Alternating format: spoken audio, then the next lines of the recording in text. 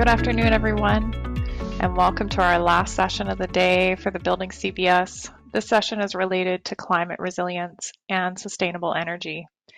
We seriously have a treat for you, with presentations from both Justin and Erin on building code, climate resilience, and sustainable energy solutions, alternative energy solutions. In the next session, we'll have the intellectual Justin Chu. Justin is a building mechanical systems engineer and project manager in our Vancouver office with almost 15 years of experience. His experience includes building mechanical systems design and asset management for commercial, institutional, and residential buildings. Justin also brings experience in prefabrication design and modular construction. But more importantly, Justin briefly traveled around North America as a one-time aspiring pro wrestler and also was destined to become an architect, but decided to veer off course into engineering instead. So obviously all the repeated blows to the head from years of rugby and judo had some long-term effects on his judgment here. But we are certainly happy you could be here with us today to discuss the several aspects of buildings which are subject to ever-growing risks presented by our climate change. If we understand how we can incorporate resilience into our designs and how resilience can be contextualized within the building code, we can arm ourselves with the tools to advise our clients with how best to protect their physical investments. Without further ado, it's my pleasure to introduce Justin and his presentation on the building code climate resistance. Take it away, Justin. Good afternoon, everyone, and thank you, Melissa, for the wonderful introduction and the revelation of my shady past and history here. So I'm here to speak with you all about resilience and the building code. So resilience is a recurring theme that we've all heard through the day today, but my skew in particular is with respect to how it relates to the building code. I'd like to take a brief second here and like to acknowledge that I am presenting from the traditional, ancestral, and unceded territory of the Coast Salish peoples, the Squamish, the Stolo, the Tsleil-Waututh, and the Musqueam nations. Quick heads up, as I am a mechanical engineer here in Vancouver, many of the examples I will be speaking on heavily relate to buildings, mechanical systems, and or discussions about BC here. But hopefully, the thematic elements that we go through and examine today will still ring true to all of you. So, for the agenda, let's first talk about what we're going to be going through. What is resilience? Resilience and the building code. Resilient solutions for buildings and what it all means. You'll notice the agenda is pretty light. I'm not here to talk to you specifically about how to design for resiliency. Really, we're going to be talking about resilience and building code from a bit more of a philosophical and forward-facing discussion perspective. But without further ado, let's examine what exactly is resilience.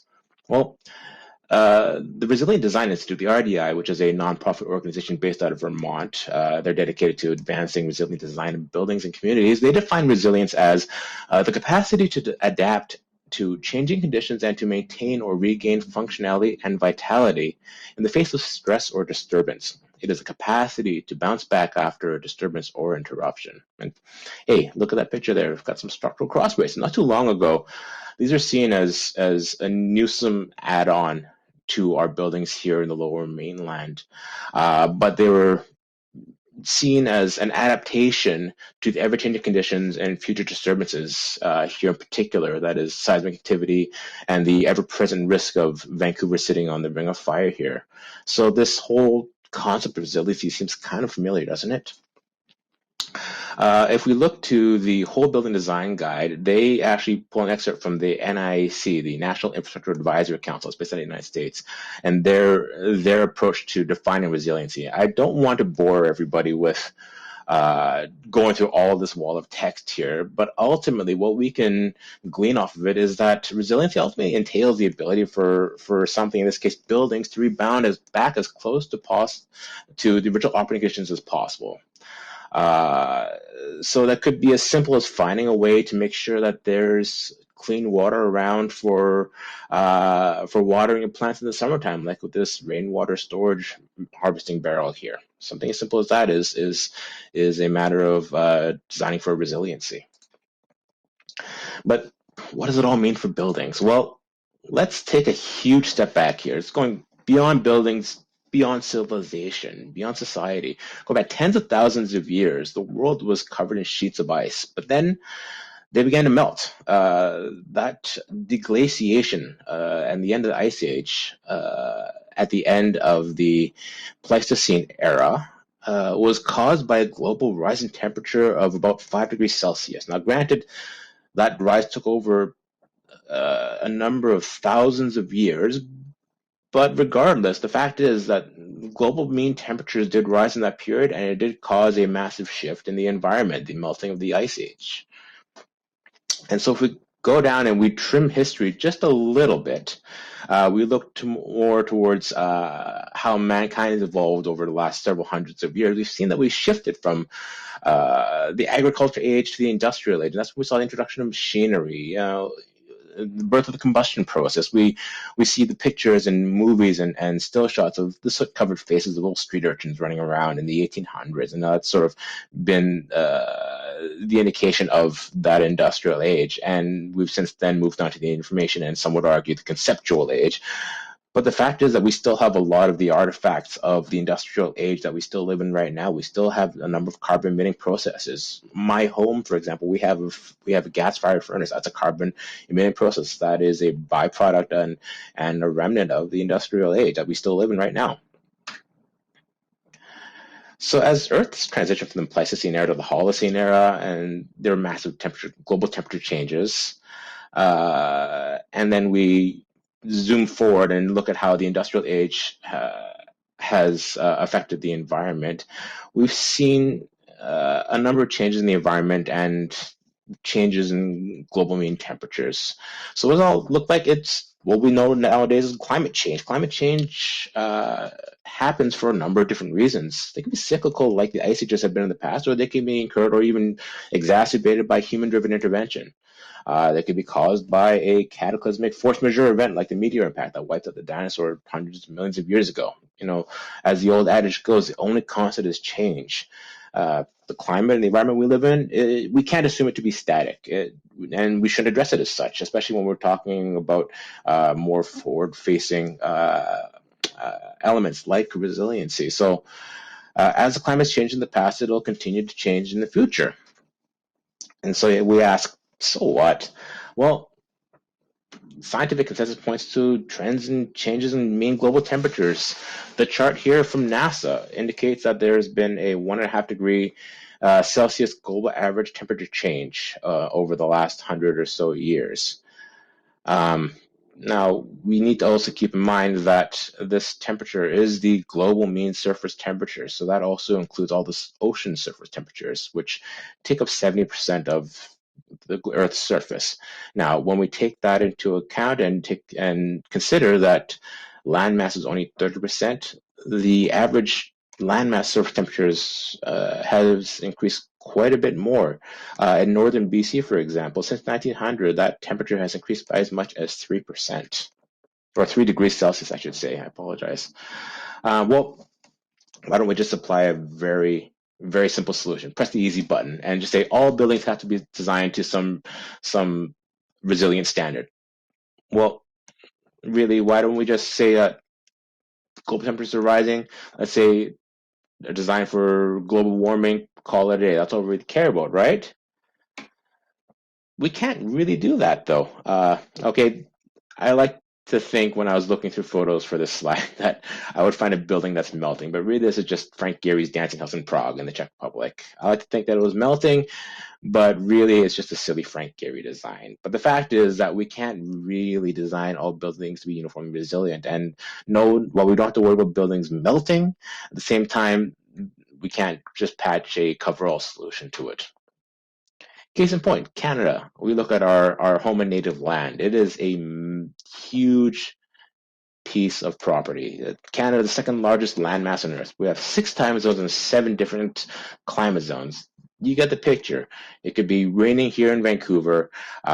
We could be snowing in Toronto, and at the same time, it'll be 20 plus degrees in Calgary due to the Chinooks. Can't apply a coverall solution at the end of the day. And so a uniform code application doesn't necessarily work.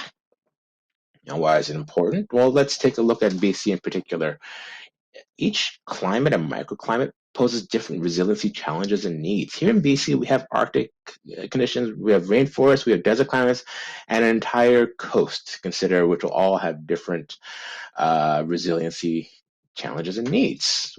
What kind of risks are we talking about? Well, along the coast, we have concerns of rising sea levels and increased rainfall. The sea levels, byproduct of the melting snow caps and ice caps, and what remains of that ice age. Inland, when we have rainforests, well, as temperatures rise, causes droughts, causes potentially wildfires. We saw huge wildfires here in BC last year, which caused the air quality index to soar to the point where our air quality here in BC was worse than the air quality observed in Beijing.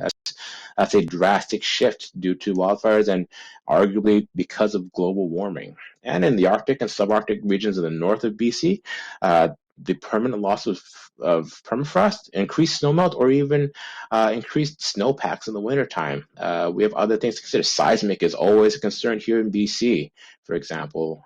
We have other things to consider in other regions across Canada. Windstorms is another one. Flooding is another. These are the different kinds of risks that exist, which means that we can't really apply a single solution to every kind of building and design at the end of the day. Now let's jump over and take a look at the building code, because really that's going to be the crux of this discussion, right? That's why we're all here, is to talk about the building code and what it talks about with regards to resilience.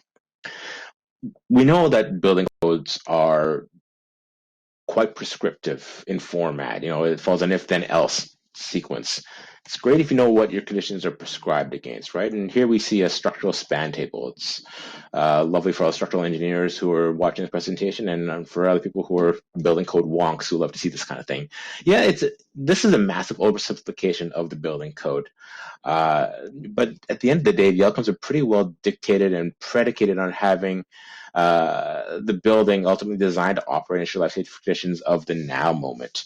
The closest thing that we could call resiliency would be taking into account post-disaster design requirements, and that's really mostly a structural element at the end of the day. But that's the closest thing we have in the building code right now to any kind of resilient thinking, that and seismic in here in BC. But what if we don't have these conditions? We talk a lot about it being a forward-facing problem, resiliency. What if we don't have this temperature data? Well, we know what we know. We know what we don't know. Building codes are great for telling us how buildings should operate today, but if we're talking about resiliency, we're not worrying about the building today. We're worrying about the building 30, 40, 50, 60 years from now. So we do have options. Data does exist outside of the building codes. They do exist. The problem is that data isn't exactly codified. It's not built into the code. It's not ratified for use for this kind of generalized application. The University of Victoria's Pacific Climate Impacts Consortium have a great resource for and data modeling for temperature projections for 30 and 50 years out. The table we see here is an example from a report commissioned by the Okanagan for their climate projections that's put together by Pinnock Consulting. The good thing to know is that efforts are underway to start trying to find a way to codify data projections for weather, for climate and environment. Back in 2017, the Standards Council of Canada, in collaboration with the consulting firm Renovations, published a report providing guidance for standardizing weather data and climate projections. Now, this is still just guidance on standardizations. It's not actually the standardizations or the data itself, but it's the first step to having these projections codified. We also need to remember that building codes shouldn't be considered as best practices. They're still just minimum duties of care. We take a look at this picture here. It's actually the White Rock Pier after the massive windstorms we had in 2018. Now, the pier was likely designed for average typical conditions, but nobody could have predicted the kind of windstorm we had here in 2018. So if we'd taken resiliency into account and we'd understood that, you know, winds and the tides could be that much greater in 30, 40, 50 years time, the pier may have survived intact after that extreme weather effect. But if we had all that information, what could we do? Well, let's take a look at some of the solutions that we could apply if we actually had some of this information codified. So some resilient solutions for buildings. Well, me being a mechanical engineer, let's talk about some of the HVAC aspects that we could consider. Extreme outdoor temperatures. We talk a lot about global warming. There's actually some scenarios where places will be a lot colder than we had anticipated and designed for. Let's consider a 5 degree Celsius temperature increase by 2050, which is what's projected for the Okanagan within that PINA sustainability report that I mentioned earlier. That 5 degree Celsius increase in summer design conditions in the Okanagan would result in a 30% increase in a building's cooling requirement, assuming no other changes to that building. And now I'm not advocating for any kind of brute force increasing of equipment just to accommodate for these extreme weather conditions. We need to be a bit more creative about how to offset some of that resiliency we're designing for.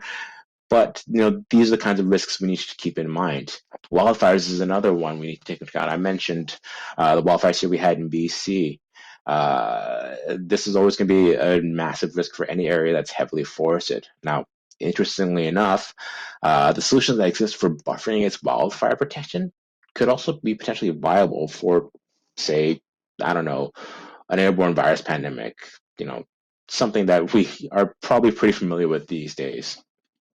And we look at plumbing and drainage resiliency. Well, water is a massively important aspect to humankind, but it can also be incredibly dangerous. That said, it's not just the presence of too much water, but also the absence of water. So if we look at something like drought, it may be really inelegant and really old-fashioned, but take a look at those water towers on a building there in the lower left-hand corner. That's something we've seen in rooftops and movies for years. It's not the most sightly solution, but it's absolutely a viable solution to help build resilience against drought in certain circumstances. Stormwater retention and protection against flooding is another increasingly important aspect. But it's not just enough to store water in cisterns and discharge it slowly into storm systems like we have in the past.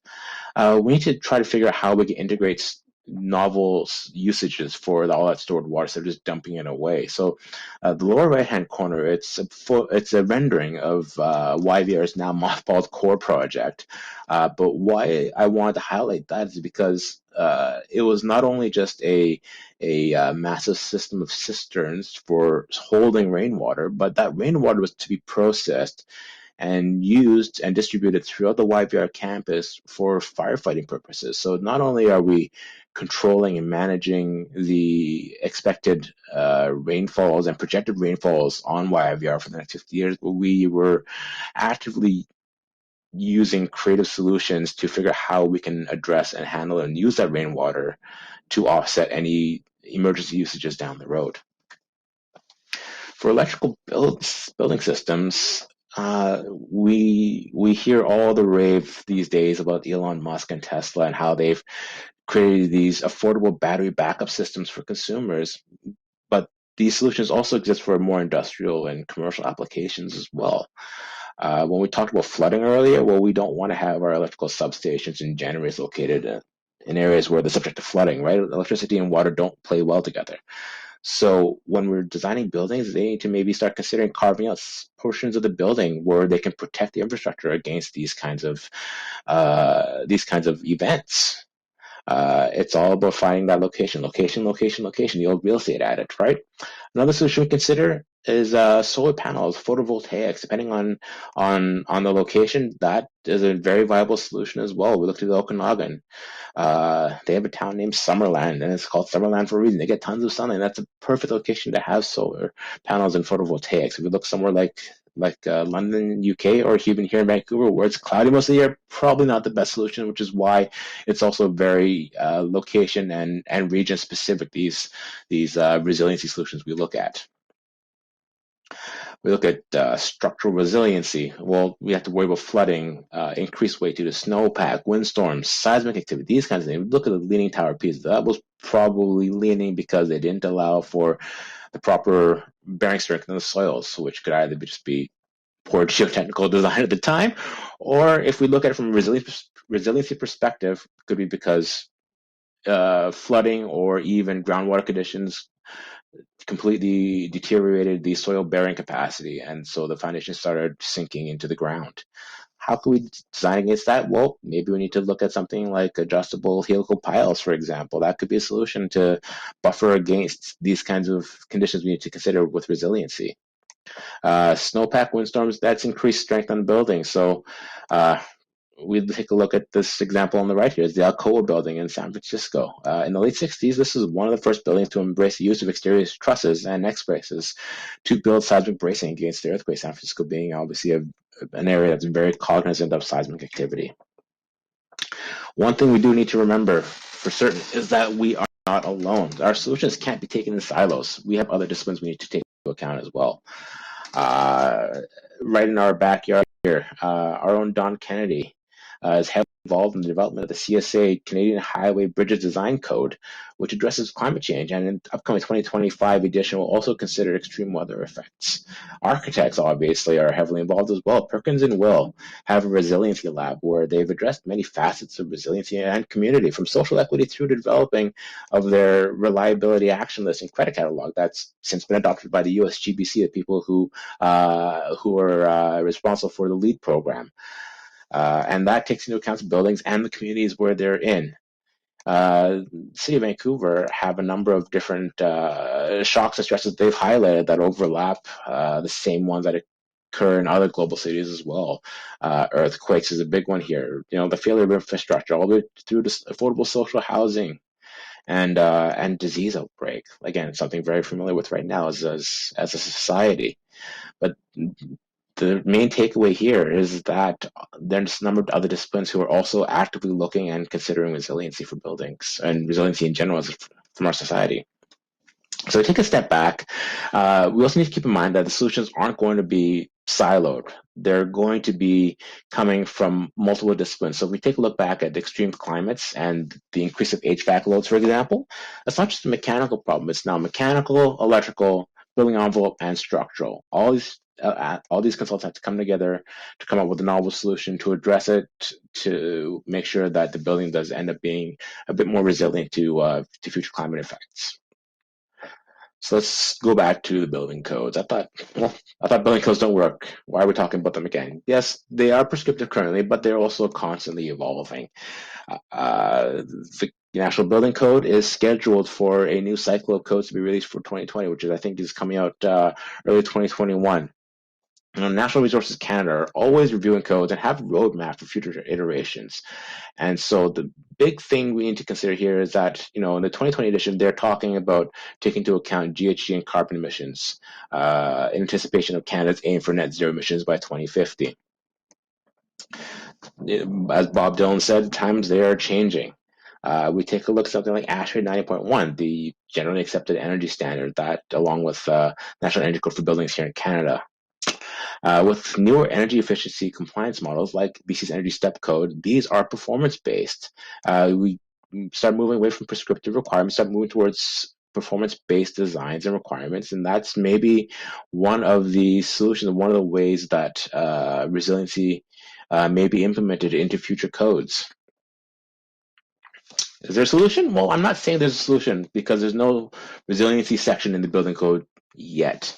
What it does mean is that the building codes are likely going to be standardizing resiliency approaches in the future with different paths and methods. So right now, they are actually, NRCan has a number of research groups together assembling in a task force to see how to implement resiliency into the 2025 cycle of the building codes. The Standards Council have already begun looking at this from a number of perspectives as well. So what does it all mean at the end of the day? Well, resiliency will still be driven by client needs. Clients need to protect their assets. There's a study put together by the Multi-Hazard Mitigation Council, which is a branch of the National Institute for Building Sciences in the States, which determined that as a result of the research of Hurricane Katrina, every dollar put into mitigation would result in a reduction of $7 of remediation and rebuild efforts. That was due to the flooding of Hurricane Katrina. So ultimately, this is a very much an investment towards the future by the clients in their buildings, and so that is something that they need to strongly consider. We do have a number of different climate projections that we could use. While we don't have anything codified right now, there are a couple of different resources we could take a look into to help us frame our solutions if the clients are looking for resiliency right now. CSA has a standard S478, which is the durability in buildings. It was previously just an optional code, but now it's being rewritten by NRCan as a potential avenue for resiliency moving forward. The PIEVC, the Public Infrastructure Engineering Vulnerability Committee, has a standard and a guideline that's been used nearly 50 times throughout Canada. New York City, just a few months ago, issued their climate resiliency design guidelines that takes a look at how resiliency needs to be considered from the perspective of New York City. The city of Boston also has guidelines issued for their coastal flooding. So at the end of the day, climate change is happening, and the building code right now doesn't take into account how to address resiliency. But there are solutions that are on the way, and we do have frameworks that we can consider and we can take a look at to help us formulate our own solutions for resiliency if the client so chooses that path. There are many organizations right now that are actively looking into resiliency. I mentioned the Okanagan region. The Maritime provinces have a number of resiliency studies published. Institutional organizations such as Fraser Health are actively looking into how to account for resiliency in their future buildings designs. And as I mentioned, NRCan are actively pursuing implementing resiliency into the 2025 cycle of building codes. So there you have it. Thank you very much for your time today. I hope you all gleaned a thing or two about what resiliency means within the context of buildings engineering and the building code. So I'll hand it back to Melissa now.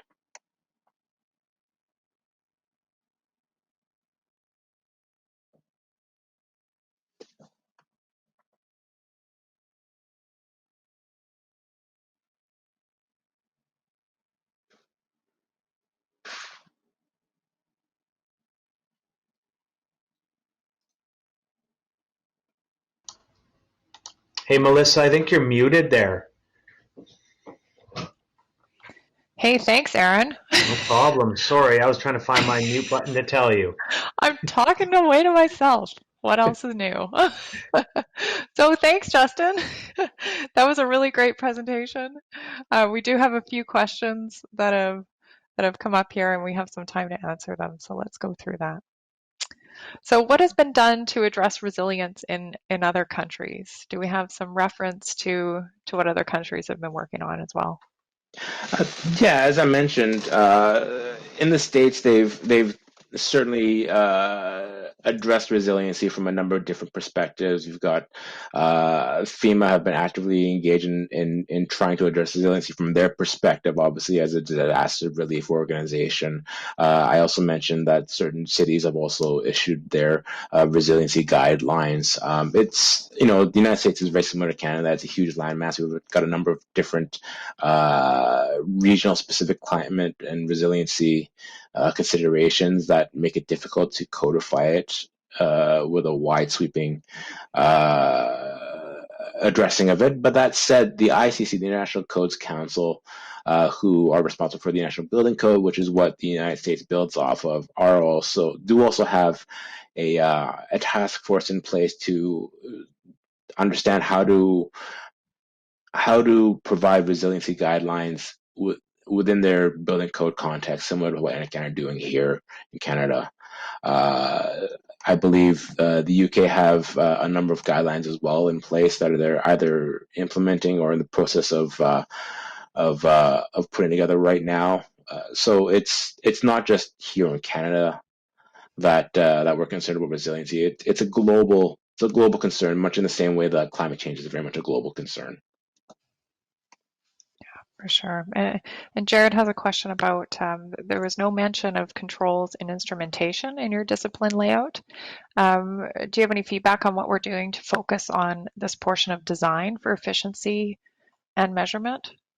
Well, and that maybe comes from my skew as a mechanical engineer. I always have sort of assumed and adopted instrumentation, controls, and automation into sort of the Venn diagram of mechanical and electrical. So whenever those two are mentioned together, uh, it's always implied that instrumentation control sort of exists there as well and are part of the solution. Because at the end of the day, when we're talking about resiliency and understanding how to combat against some of these more extreme climate effects conditions or extreme events such as a wildfire, instrumentation controls and automation feedback becomes a very important part of that as far as being able to mitigate and harden a building to those kinds of effects. Excellent. Does designing for resiliency always mean increased capital cost, or is it a matter of design fees and owners' programming/performance requirements? From Ruben. Good question. It's a very good question. I mean, the simple solution, or the simple answer, I should say, is that it probably would likely mean that there would be increased capital costs because we're designing for conditions that are typically worse than what we experience right now. So whenever we're designing for something worse, there's always going to be something more to accommodate for it at the end of the day. So when I talk about structure, it may be that you have to incorporate 20% more concrete into a building to be able to withstand some of the increased weight loads or wind effects or seismic or what have you. For building mechanical, it may mean that your plant is 20% larger to accommodate for the 4 degrees Celsius temperature change over the next 30 years. That said, there would be ways to create sort of scales of efficiency by incorporating novel solutions that bring everybody together to the table.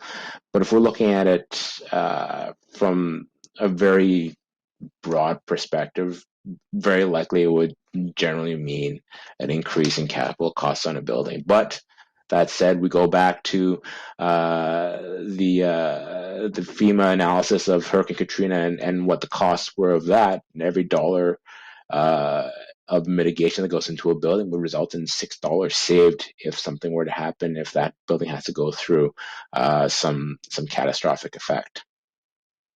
So some cost benefit analysis there for sure. Mm-hmm. Carl has a question about what method do we or should we use to determine what the key resiliency requirements are for an area, and then how do we ensure that it's included in the design process?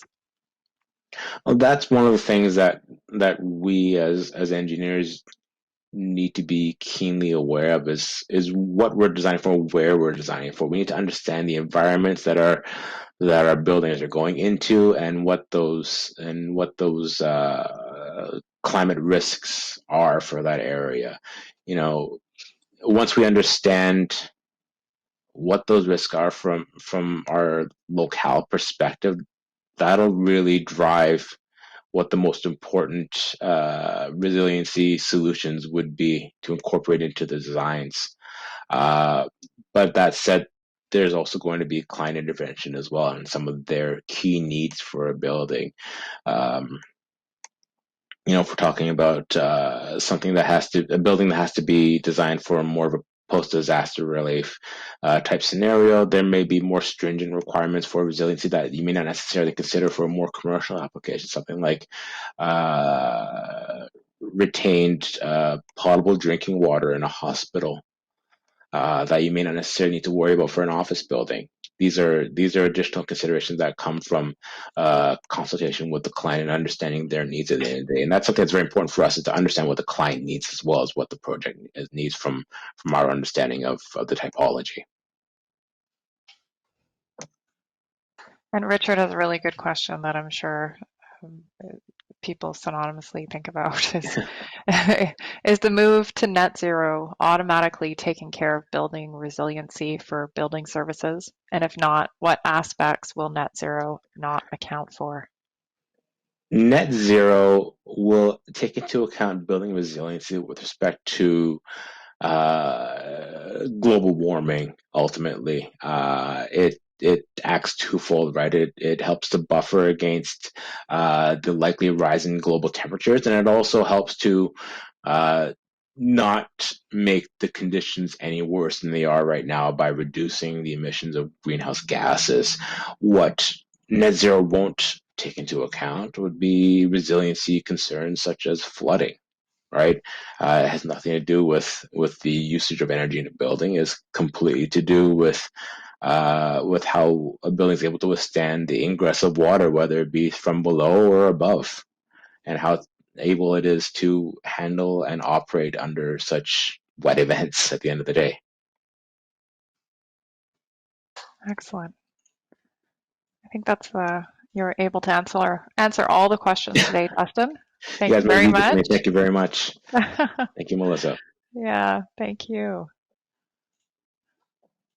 Okay, so thanks again, Justin, for that excellent presentation.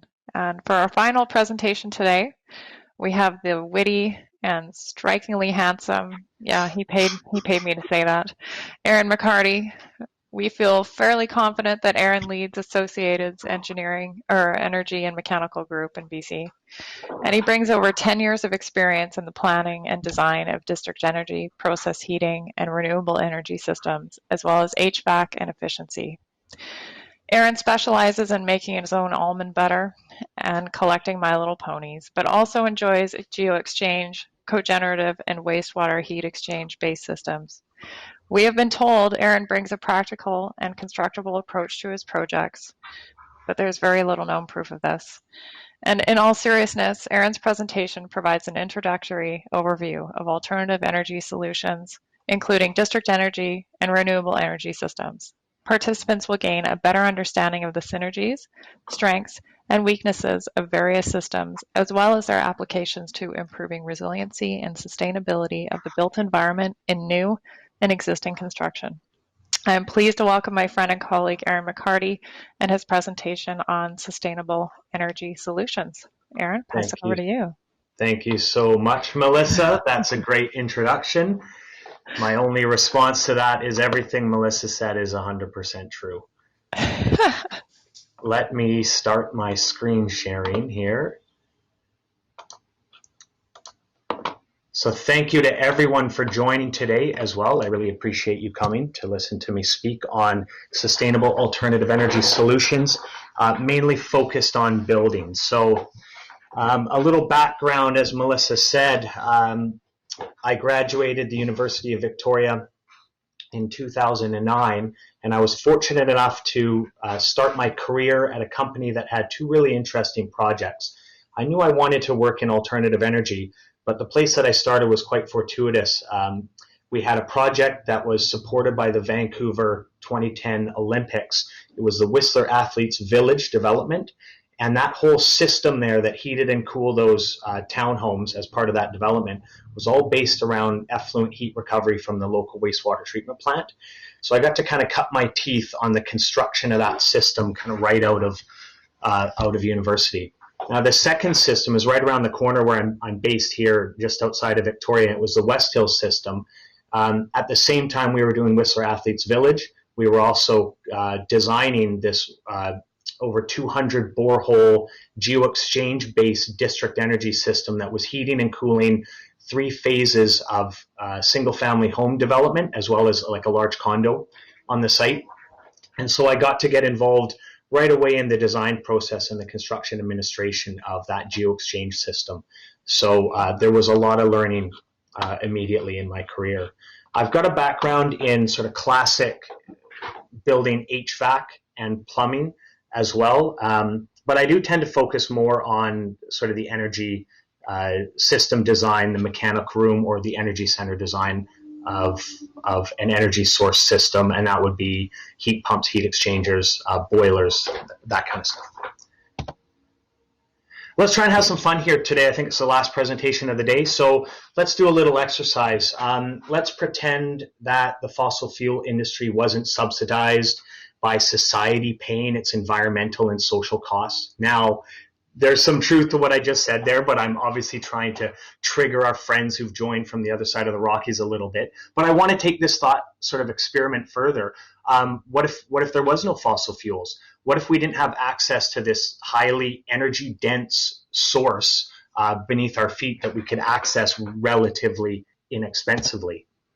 So you know what the answer is. Obviously, humankind would have peaked and no industrial revolution would have happened. We would have peaked at that point and slowly reverted back towards our early Homo sapien conditions. Right now, everyone would be dialing in from their caves and rubbing sticks together for fire to keep warm as winter approaches here. But let's pretend. Okay, so let's take this further. Let's pretend there is no fossil fuels, but somehow humans, with our ingenuity, have continued on and we've constructed buildings that look like this. How would we power them? Well, I can think of a couple ways that we might. The first one's simple. Obviously, it's electricity.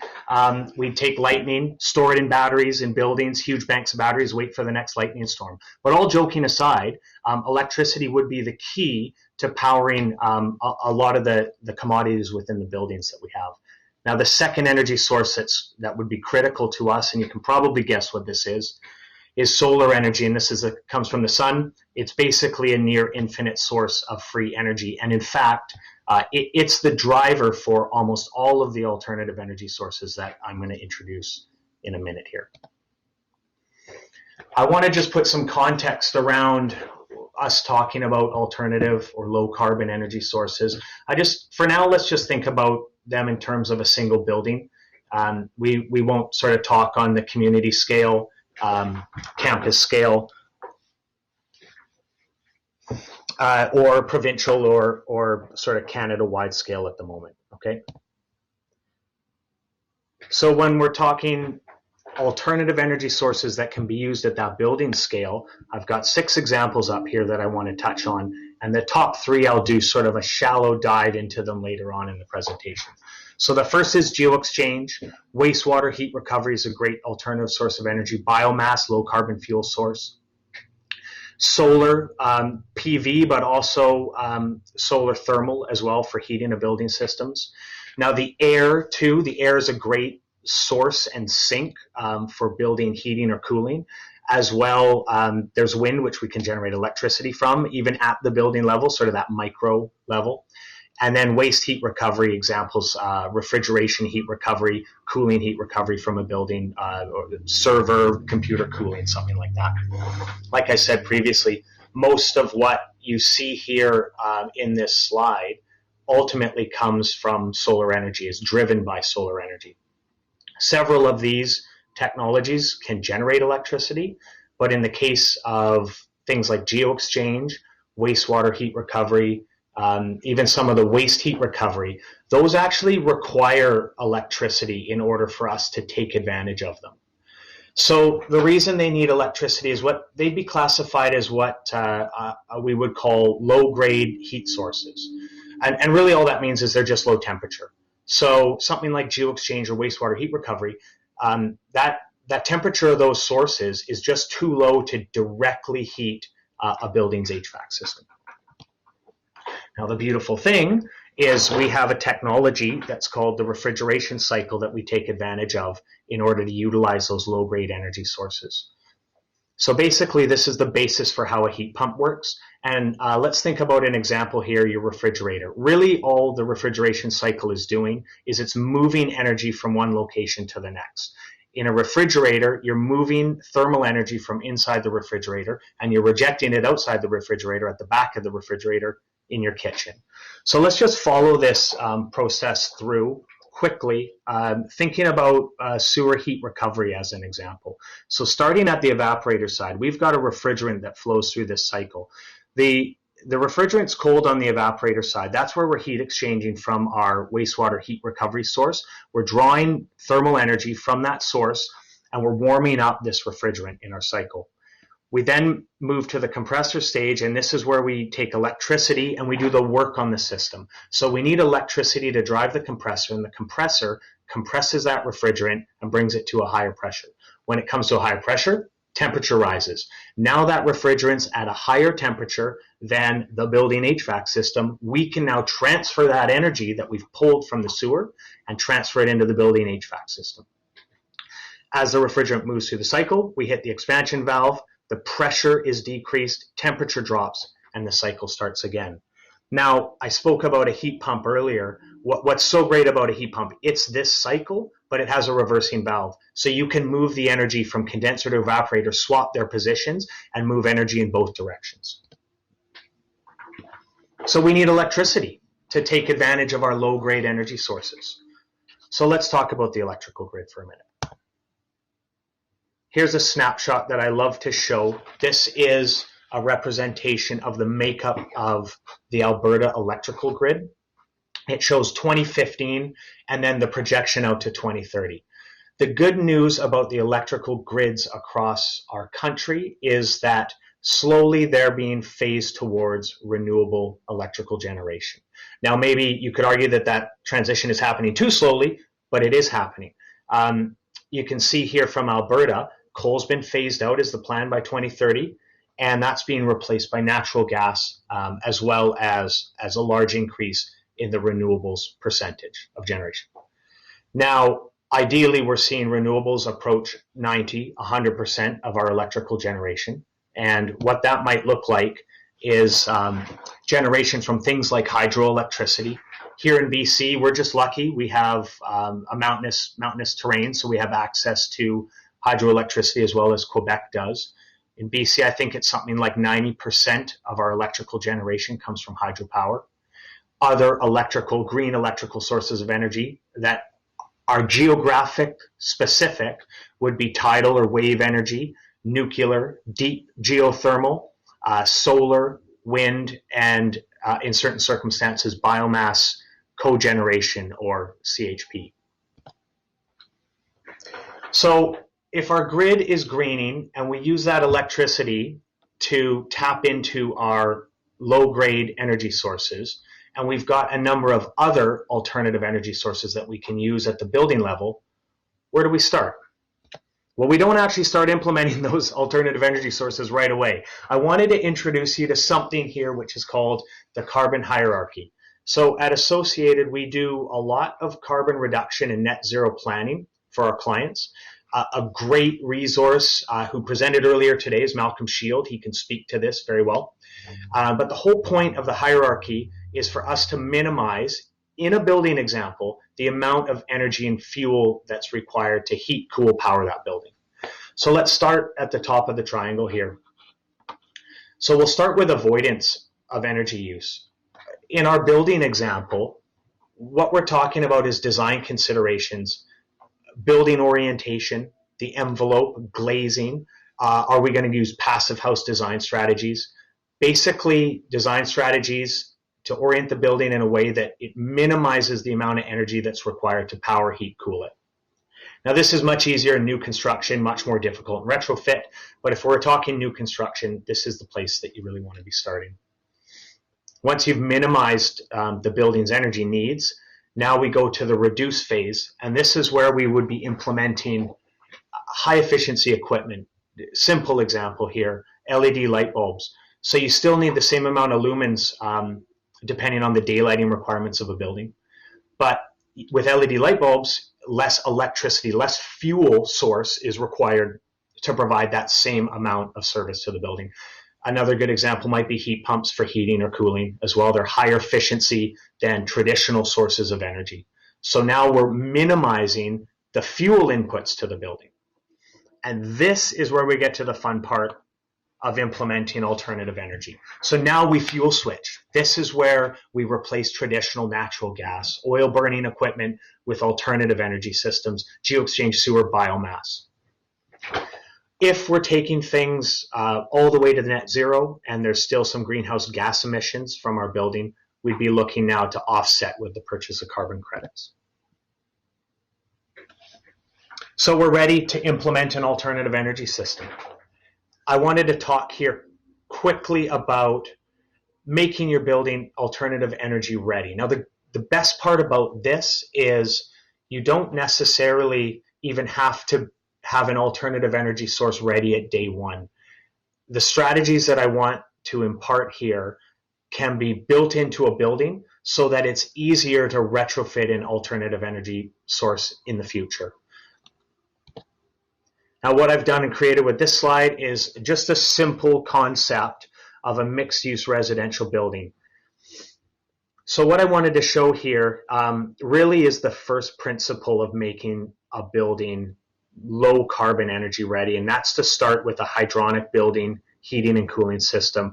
Take it further and put in a hydronic domestic hot water heating system. So what I want to avoid are direct fired pieces of equipment, natural gas fired, or even heating directly with electricity. Depending on where you are, that can make sense, but as a principle, implementing alternatives, starting with a hydronic is the way to go. The next piece that you'd want to consider is centralizing your heating and cooling equipment. So this means that when you connect that low carbon system, you've got one place that you're connecting to rather than multiple spots throughout a building. That makes it cost competitive to do it even at the beginning, but more so when you're talking about a retrofit if you needed to do that after the fact. And then when we're talking about this hydronic building system, one of the keys in design is to reduce the supply and return heating water temperature of that system. So why would you want to do that? Well, the key there is to try and get that system as close to 60 degrees Celsius as possible. That's the temperature you need to heat domestic hot water to. And as you lower that supply water temperature, you increase the efficiency of the equipment that's generating that thermal energy for the system. That's specifically true with heat pump technology, but it also holds true with traditional condensing boilers. The lower the temperature, the more condensing that you can achieve with a piece of equipment. So in this example here, what I've sketched out, we've got a building piping system, heating, cooling loop. This, what we're showing here actually is another principle that I wanted to mention, which is trying to maximize energy sharing within your building design. So when we've got this hydronic heating cooling system within the building, and I'm showing a residential unit that's in heating, let's say this example is in the fall where we're sort of in the shoulder season. The residential unit's in heating, it's pulling thermal energy off to heat, and it's rejecting cooling back to the building piping network. The commercial retail units at this time of the year, these might have a higher occupancy load, more electronics in them. Those units are in cooling. They're pulling cooling energy off the building piping system. They're rejecting heat now to the building system. You can share energy between those residential units in heating, commercial units in cooling.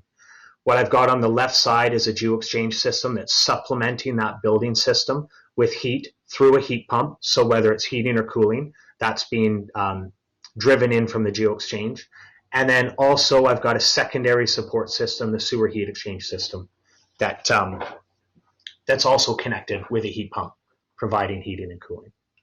So at some point in this presentation, I should have mentioned this at the beginning, Melissa's going to throw up a poll here that we can discuss at the end. Basically just sort of something to try and provoke thought around what might be some of the lower cost alternative energy sources. So please, when you see that, grab it and vote. Talking about these alternative energy sources, now we're going to do sort of a shallow dive, I'll say, into them. We unfortunately don't have the time to kind of drive in deeper. I do want to mention this though. Last year we had a capacity building seminar around energy and our energy practice, and we went a lot deeper into a good number of these energy sources and energy related topics as well.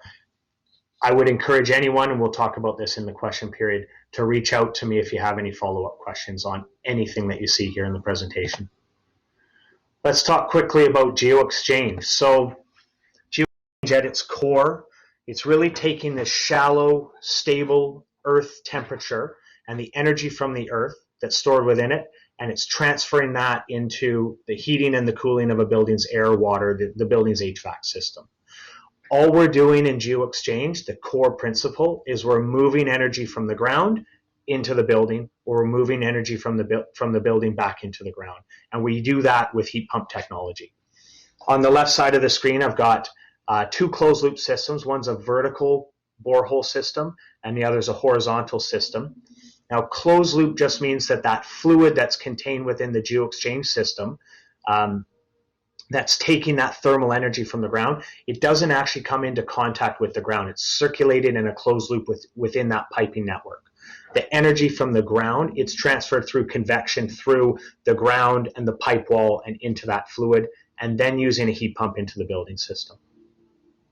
Another closed loop example is on the top right.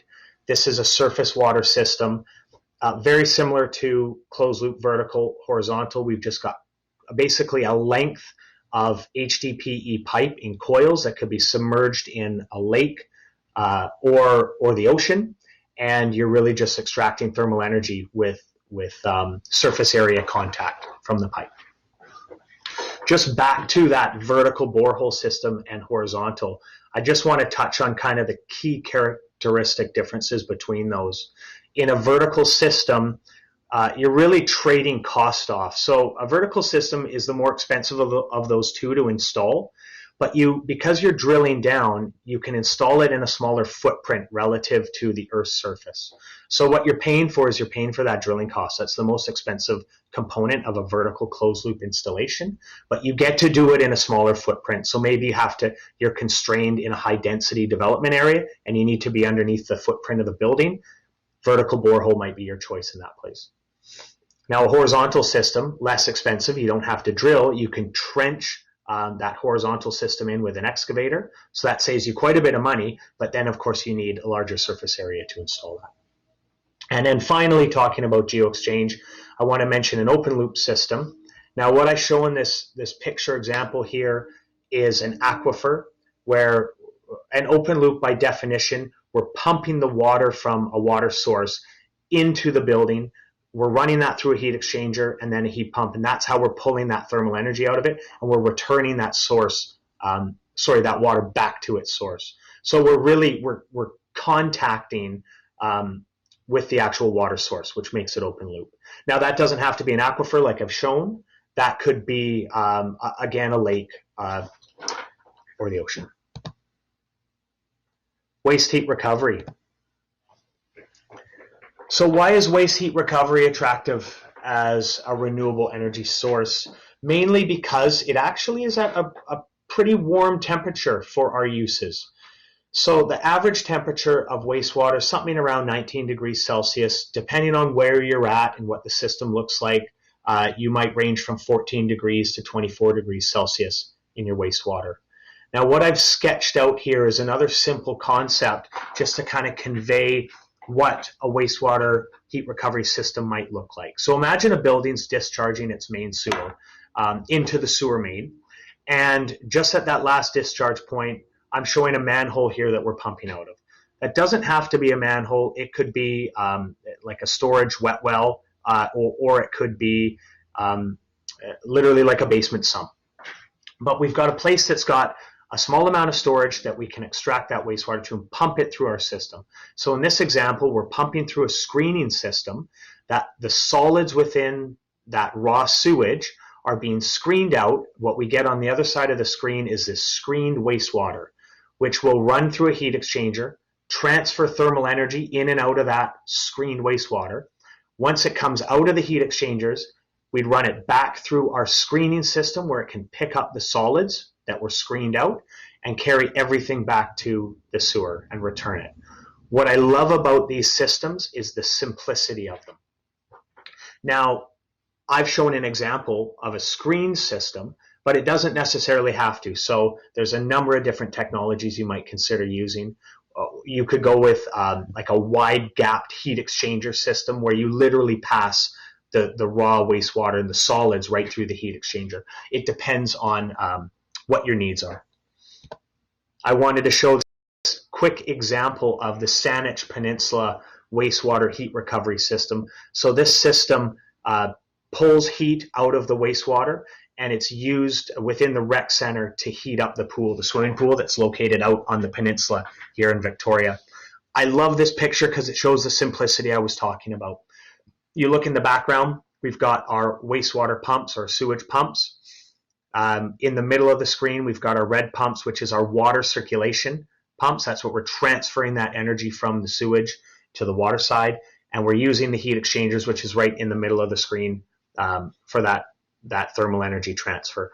The one thing you don't see here is the heat pump that's located in the rec center mechanical room, and that's what's then upgrading the thermal energy for heating of the pool water. And the last thing we're going to talk about is biomass. So biomass technology has come a long way since your dad's old wood-burning stove. So what I love about the biomass technology nowadays is the automation that comes with it. So we're talking about a wood feedstock here, and that might look like pellets. It might look like chipped wood. It might look like something else. But what you can do is you put that into these hopper systems that they have built into the boilers, and they have an automatic auger feed system that will drive that feed source into the boiler at the rate that is required. Combustion technology is highly efficient at around 85% now with the modern systems. And then you've got an automatic ash removal system as well that literally can use an auger and dump the ash, even into your own bin, which you can swap out periodically. So these can be direct replacements for natural gas boilers. Now, you do need to bear in mind that the quality of that feedstock is critical to a biomass system design. So mainly we're talking about if you're using chipped wood or something like that, what's the quality of the chip, the size of the chip? It needs to be within spec for the boiler, but also critically the moisture content of that material, making sure it falls within the spec of the system as well. You go outside that range and you run into maintenance challenges. And that's a wrap on the presentation. I want to thank you again for joining me. And Melissa, I'll turn things back over to you for any questions here. And like I said previously, anyone wants to follow up with me, my contact information is at the bottom.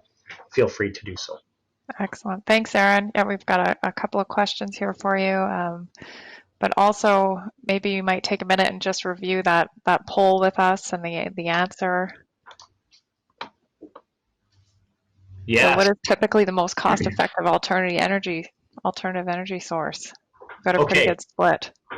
This is a great split, and I love how this turned out because it means I get to impart some knowledge here. So I did a number of feasibility studies when I was cutting my teeth, tens and tens and tens of these where we would look at a whole bunch of different energy sources. Almost every single time, the one that would come out as the lowest cost, like dollars per megawatt delivered, was sewer heat recovery. And what that spoke to was the simplicity of the system that you can install. It's mainly pumps and heat exchangers. Yes, you do need heat pumps, but you don't need sort of this more expensive equipment beyond really pumps and heat exchangers. Excellent. So Ruben's got a question of, can you do sewer heat recovery within the force or gravity main itself? Yes. He's got in brackets there, yes. Yeah. He's baiting you. He totally is, which is great. So I talked about diversion. So what I talked about with sewer heat recovery was diversion technology. You're basically pumping it out of the sewer, doing some kind of heat exchange, and then you're returning it back to the sewer. What Ruben's asking about here is in sewer. So there's some technologies where you can literally replace lengths of the sewer main with, it's a replica sewer, but embedded within it are pipes that flow a circulating fluid so that you can get some heat transfer to those pipes within the sewer. It's great technology. There's no contact with the sewer, which is awesome. So there's no handling of the sewer, which is one of the challenges. But you need a lot of that pipe, so it's not necessarily super cost effective to install. Gotcha. Edwin's got a question about, as refrigerants' global warming potential is so high, should we be concerned with the increased use in heat pumps? Oh, good question. I'm not sure, Edwin, I can give you a full and proper answer to this, but I'll half-bake something here. The benefits you're going to get out of the transfer of energy from alternative sources by using those heat pumps is going to far outweigh the potential of the refrigerant greenhouse gas leaks. You also are talking about leaks here too, right? So an operating system shouldn't have any leaks as well. But I don't have a great answer beyond that. I apologize. Oh, wow, they're just pouring in now. So what's some of the decision criteria for renovations or retrofits? Oh, what are the goals of the system or the building? Leanna, what are we looking to do here? So is the goal to reduce greenhouse gas emissions? Is the goal to get to net zero? Is the goal to save money? That can be one of the renovations or the retrofits as well. That carbon hierarchy that I talked about, how you step down it should be determined by what those targeted goals are for a system. If you want to save money, you would be looking at the least expensive alternative energy sources and the best payback. And really that should come out of like a building audit or a renewable energy audit for a facility. Okay. If your goal is to drive towards net zero, a number of different decisions need to be made because that's a much harder target to make. And if you're doing deep retrofits on a building, it can get quite costly, like envelope retrofits on a building. That can get costly. Half answer there, Leanna. So Richard's got a question.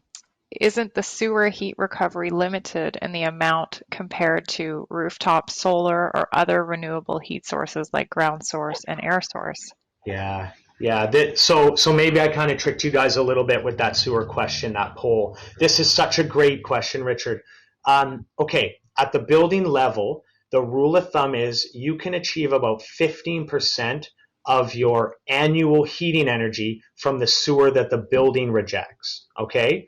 So you're absolutely limited at that building scale if you look at a single building.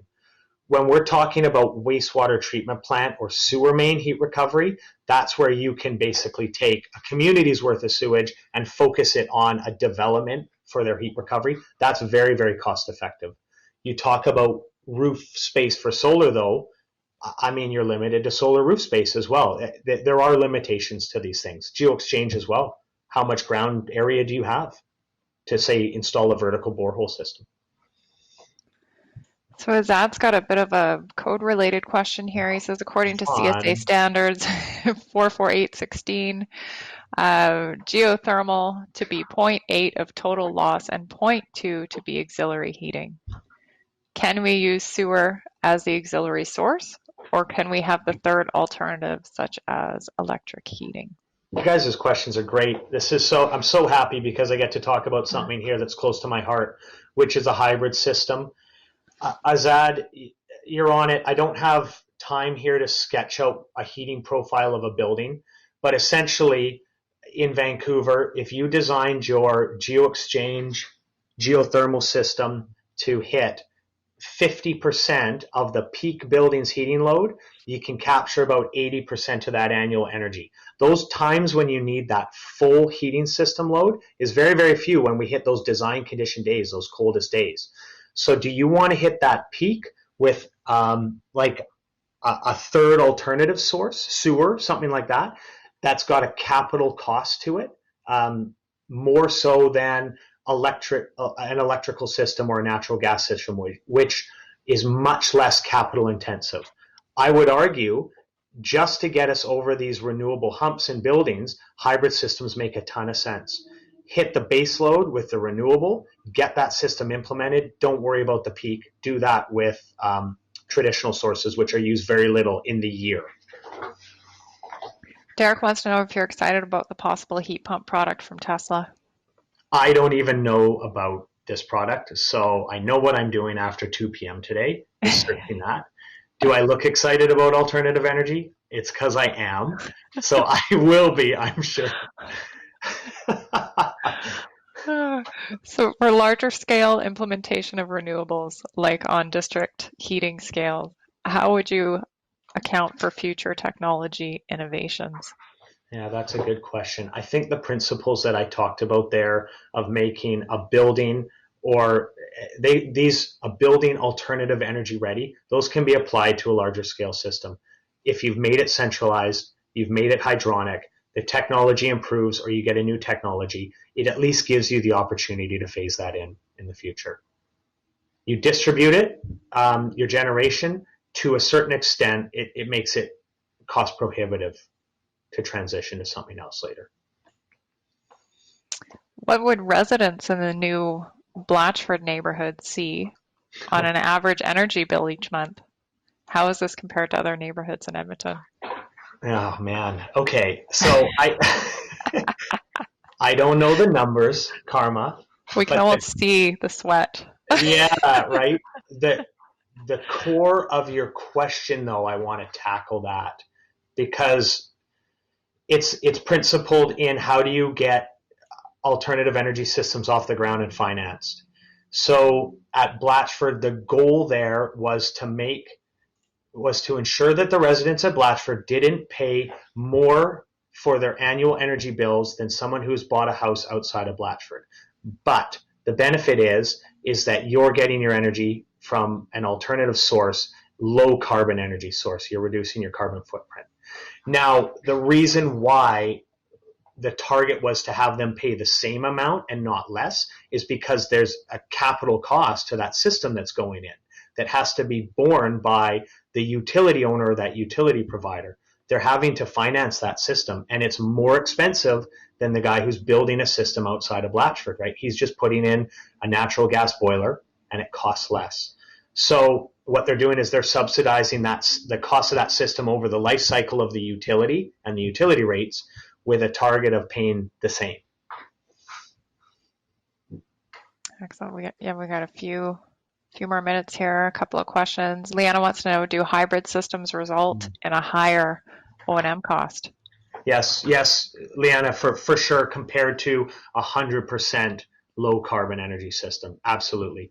But it's marginal. That's the benefit, because you've, with a 50% of peak design system hit 80% of your fuel costs in the year. The other 50% of peak, that's less capital costs, this boiler system, electricity system you put in. You're only paying for 20% of the year in terms of the fuel cost for that. So you get this marginal increase in your O&M costs. And I'm talking operation here only, Leanna, for like a big savings on the capital side. Chad wants to know if there's a guide or rule of thumb for capacity per person for a sewer heat exchanger. Certainly a community cannot rely strictly on a sewer heat exchanger, though, no? No, certainly a community.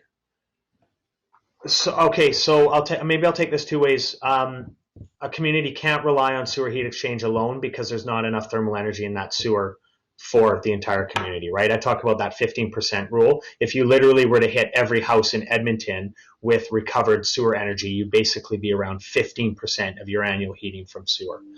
Now, if we're talking reliability, absolutely, there's no reason not to, other than times of low flow in that sewer. So you've got this sewer flow effect that you have to take into account. It's not just the temperature. There's times of days which you have higher sewer flow rates than others. What's nice, though, is that they do coincide relatively closely with times of peak heating requirements, which is in the morning when people are leaving for work and also when they come back home after work. Now, is there a rule of thumb guide per capacity? I don't know one. I don't know one offhand. Apologies. Max is wondering if there are regions or building types where a fuel switch to RNG might be a better solution than designing a site specific for renewables. Yes, yeah, renewable natural gas. I kind of had it in my first cut of this presentation, but there just isn't enough time to talk about everything. So it's a great resource when we're talking fuel switching. Okay, natural gas-based boilers, but being driven from recovered and upgraded digester gas, landfill gas, other renewable natural gases. There's a shortage right now in both BC, and it's tricky to get some even in Alberta. But I do think that this needs to be a makeup of our alternative energy source system. I'm not sure if I answered exactly his other regions or building types. You know, there's I'm not sure I know the answer to your question around regions, Max, but Fortis BC in BC is doing a big push towards renewable natural gas. Dean Shiskowski is quite knowledgeable on this, as well as Leif Marmoleo as well. Derek's asking if a solar PV converted straight into a dump load like an electric heater save on maintenance. Yes, yeah, that would, and that's an interesting solution, Derek, outside of the box thinking, and certainly, I mean, you're talking about things that require very little maintenance there. So if that makes sense financially, yeah, that can be a neat solution. Okay. We have two more questions here. We are out of time, but I say let's let's just give her here.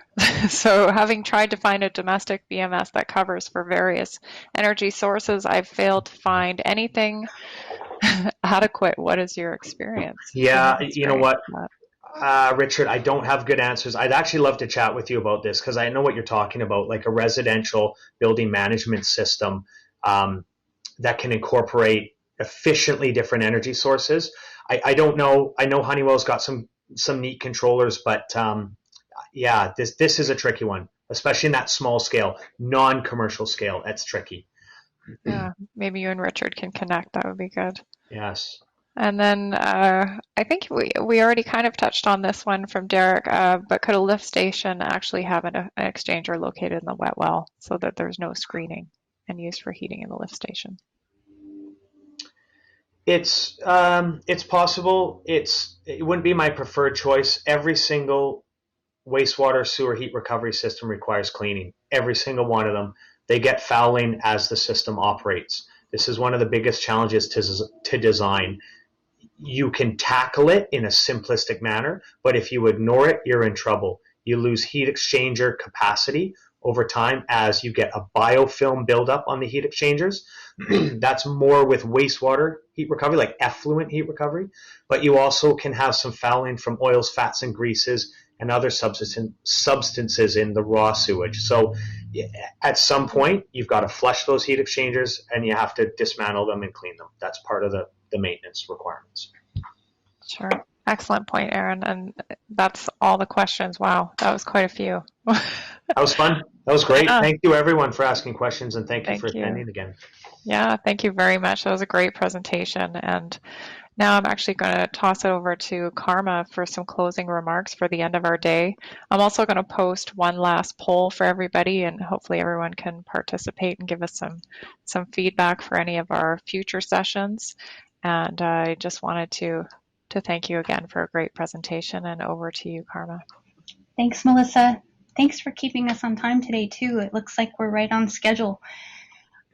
Yeah, no problem. Yeah, so I want to thank everyone today, all of our presenters, for your very informative presentations. Thanks also to the clients, guests, and industry professionals who have been able to join us today. We know you're all busy, so we do appreciate the time you've spent with us. Today's sessions have been recorded, and we will be letting you know when those recordings are available, so you are able to watch them later at your leisure. Today's sessions are also eligible for 4.5 hours of CPD credits. So if you do require documentation, Audrey, who's been the one that's been mainly in contact with you about the CBS, she can be reached by email will be shown in the chat window, and she can provide you with that certificate if you need it.